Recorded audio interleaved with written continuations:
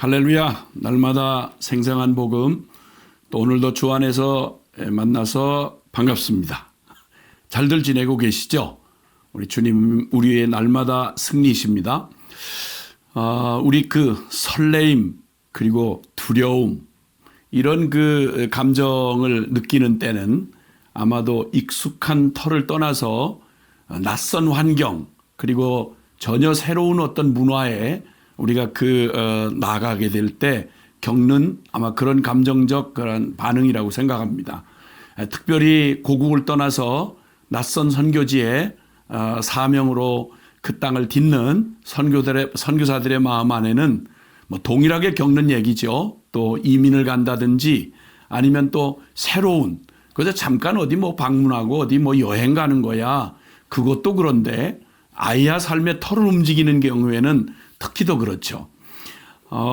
이스라엘 백성들이 참 애굽에서 400년 동안 노예 생활을 하다가 참 하나님의 그 놀라운 섭리로 그들을 거기서 건져내셔서 이제 약속의 땅으로 나아가게 되는 겁니다. 자, 그러면 뭐니 해도 아무리 고통스럽고 어려웠던데도 이미 나의 삶의 일부가 된 문화가 젖어 있고 그리고 거기에 익숙한 그 땅이 내 땅인 거죠. 사실 이스라엘 백성들은 애굽에서 태어나고 거기서 살고 거기서 죽고 거기에 문화에 그냥 완전히 젖어든 사람들이었습니다. 자, 그러니 떠나온 땅은 떠나왔지만 여전히 그들의 삶을 붙들고 있는 건 애굽 땅의 문화일 거고 또 이제 새롭게 들어가는 그 낯선 땅 수백 년 전 조상들이 살았다고는 하지만 그러나 말로만 들었던 그 땅에 가면 전혀 이질적인 그 또 풍속을 만나게 될 텐데 바로 이전에 거주하던 애굽 땅의 풍속 그리고 또 들어가 살 땅 전혀 다른 가나안 땅의 풍속 이 모든 이 두 곳의 이 풍속을 이제 풍속이라는 게 나의 삶이 되고 내 살붙이처럼 되어진 나의 그 삶과 나의 존재의 일부죠.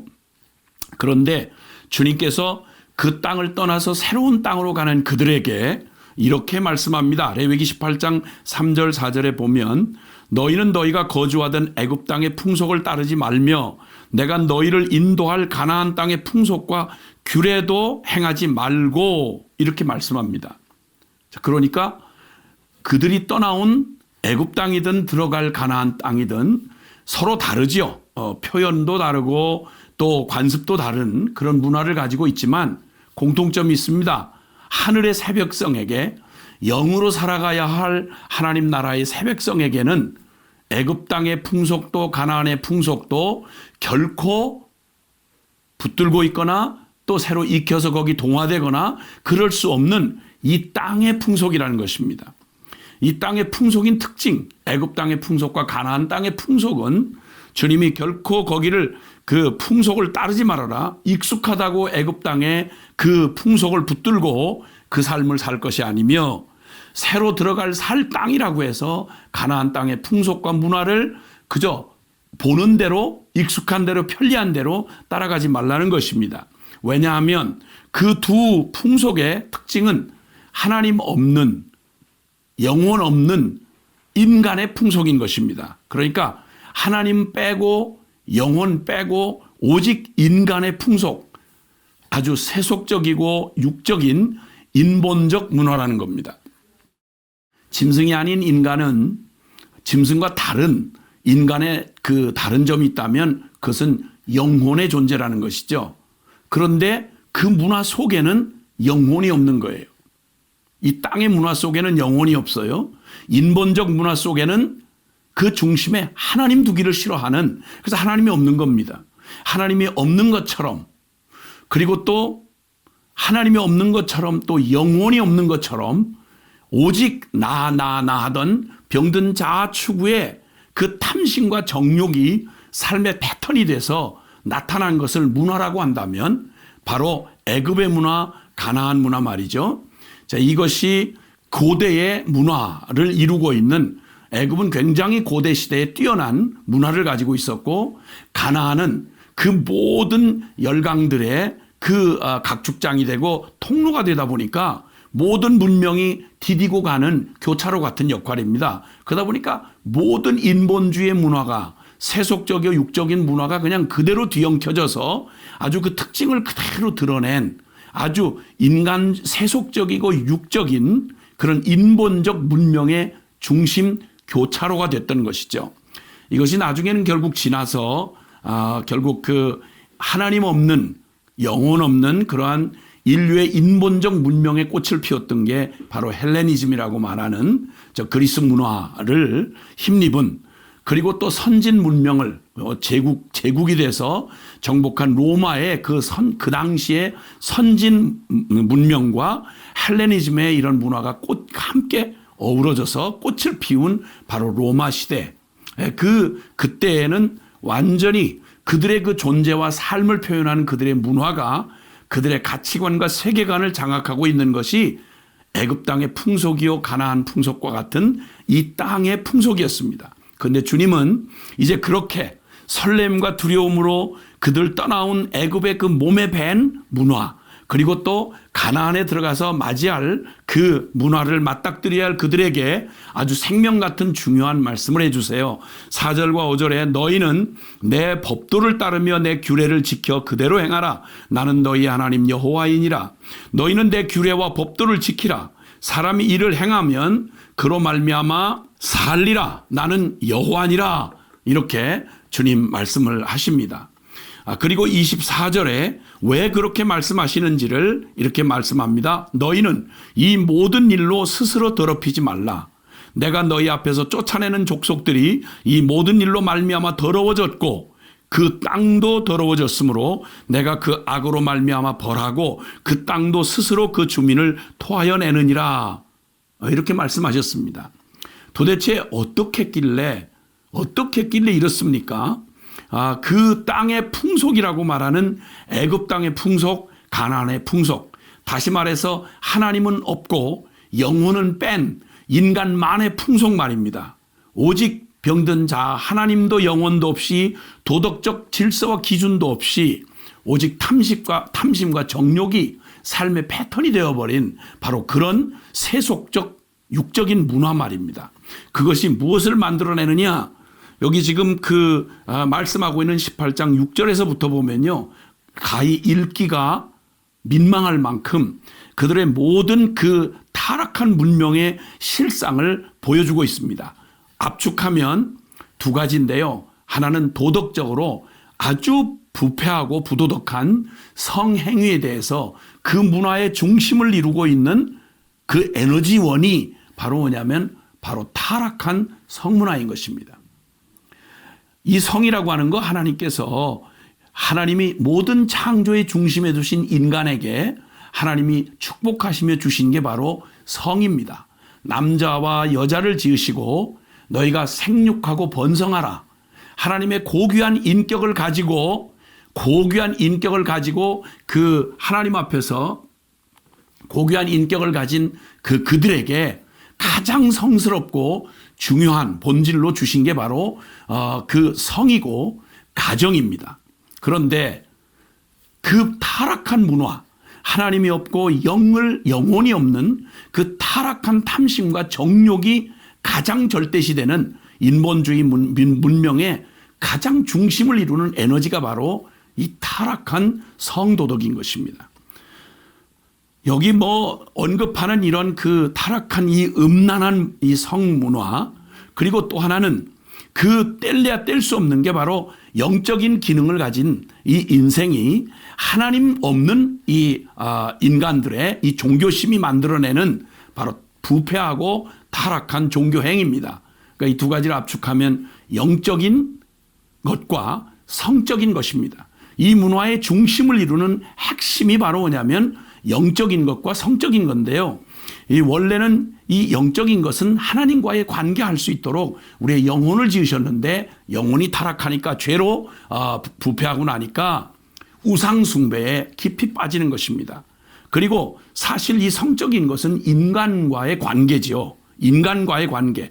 자, 하나님과의 관계인 영적인 타락이 우상 숭배를 가져오고, 그리고 인간과의 관계의 가장 중심 핵심이 되는 이 성적인 타락이 오고 나니까 이 성적이 정상적인 성을 벗어나서 이제 난교, 동성애, 수간, 근친상간 언급되고 있는 내용을 6절부터 시작해서 18절까지를 보면 모든 종류의 지금 이 시대에는 너무도 막 떠들썩하게 온 세상에 요란하게 난리가 되는 이 성문화, 뭐 성평등, 뭐 동성애, 이 모든 얘기가 세상에 이 수천 년 전에 그 애굽 문화와 가나안 풍속의 중심이었습니다. 그리고 반드시 이 종교 행위에 이 타락한 우상 숭배와 이 성적인 이 음란은 반드시 붙어 있습니다. 그래서 결국은 참 영적 부패와 타락한 이 성도덕이 만들어내는 이 무서운 이 죄악. 그래서 인간성의 핵심이 바로 영적이고 도덕적인 영역인데 이게 죄로 오염이 되다 보니까 허물과 죄로 영이 죽어서 하나님을 마음의 중심에 두기를 싫어하는 타락한 죄성을 가지고 영적 타락과 도덕적 타락을 가진 인본주의, 하나님을 밀어낸 인간 내 문명이 고대에는 애굽 땅의 풍속이요 가나안의 풍속, 즉 이 땅의 풍속이었습니다. 시간이 흐르고 나서 헬레니즘으로 대변되는 그러한 로마 시대, 그리고 중세에 이르르면 그 또 놀랍게도 이 타락한 본성들이 막 인본주의가 발흥을 하면서 르네상스, 보통 문예부흥이라고 하는 이런 걸 통해서 신의 억압에서 벗어나서 고대의 헬레니즘 그 문명, 즉 인본주의 문명으로 돌아가자. 문화의 얘기는 결국 영적 전쟁은 반드시 문화 전쟁으로 표현이 되게 되어 있습니다. 그러므로 주님이 분명히 말씀한 건 이 땅의 풍속을 따르지 말고 오직 하늘의 법도, 하늘의 영의 문화, 그리로 반드시 이건 결코 함께 할 수 없다, 대치되는 개념인 것을 분명히 말씀하고 이 땅의 풍속대 하늘의 법도. 그래서 이들이 땅 차지하고 밥 먹고 사는 이런 육적인 환경의 변화가 출애굽이 아니며 가나안 정복이 아니라 바로 영적 전쟁인 것을 주님 말씀하십니다. 그러므로 결코 이전에 애굽 땅의 풍속이든 들어가 살아야 할 가나안 풍속이든 하나님 없고 영혼 없는 인간의 풍속에 결코 젖어들지 말아라. 너희는 땅을 디디고 살지만 하늘에 속한 백성이다 라고 말씀하십니다. 그러므로 세상과 하나님의 나라는 결코 속성상 결코 섞일 수가 없습니다. 그래서 주님은 일찍이 주님께서 이 땅에 오셔서 하나님의 나라를 선포하시면서 주님은 분명히 이 세상 나라, 이 땅의 풍속에 젖어 살던 이 땅의 백성들에게 하나라 백성으로 구원하러 오신 주님이 말씀하신 내용이 여러 부분 아주 분명히 말씀하고 계시는데요. 요한복음 15장 18절로 19절에 보면 주님께서 일찍이 십자가에 죽으시기 전 분명하게 이렇게 말씀합니다. 15장 18절 19절에 보면 세상이 너희를 미워하면 너희보다 먼저 나를 미워한 줄을 알라. 너희가 세상에 속하였으면 세상이 자기의 것을 사랑할 것이나 너희는 세상에 속한 자가 아니요 도리어 내가 너희를 세상에서 택하였기 때문에 세상이 너희를 미워하느니라. 예, 바로 그렇습니다. 바로 그겁니다. 세상에서 구원받아 하늘 백성이 됐다는 것은 그저 먹고 사는 정도의 땅을 차지하는 정도의 이 세속에 관한 얘기가 아니고요. 이 영적 전쟁은 우리의 삶에 실제로 드러날 때는 이 문화 전쟁으로 드러납니다. 이 문화란 우리 가치관과 세계관을 그대로 드러내 표현해 주는 게 바로 문화이기 때문에 우리의 진정한 변화된 삶은 어디에서 나타나야 되는 거 아니? 바로 이 땅의 풍속을 쫓지 아니하고 오직 땅을 디디고 살지만 하늘에 속한 사람으로 하늘의 가치관, 하늘의 세계관으로 우리의 영적 세계관, 하나님 중심한 세계관으로 바뀐 그러한 하늘의 법도를 따르는 사람들인 것입니다. 그러므로 주님께서도 골로새 3장 1절 이하에 이제 하늘의 부르심을 받은 성도들아 너희가 땅의 것을 생각하지 말고 하늘의 것을 생각하라고 주님 말씀합니다. 그리고 요한복음 17장 13절로 17절에 보면 주님께서 더욱이 이렇게 말씀하고 있습니다. 지금 내가 아버지께로 가오니 내가 세상에서 이 말을 하옵는 것은 그들로 내 기쁨을 그들 안에 충만히 가지게 하려 함이니이다.